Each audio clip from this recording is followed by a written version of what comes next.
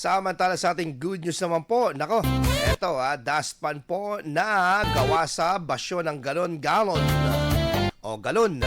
Ipinamalas po ng kawani ng ESWMO ng Bayambanga. Kwento mo ang good news na yan, Idol Tita Ronnie.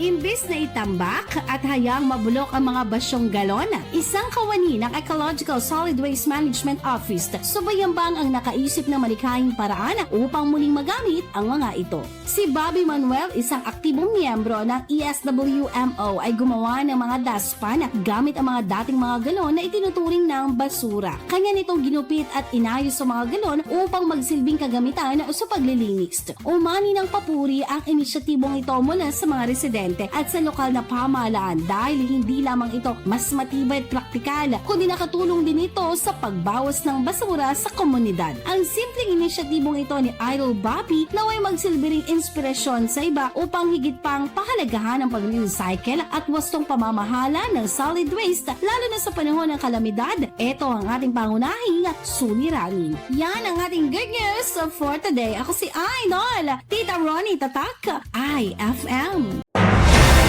IFM News. IFM News. IFM News.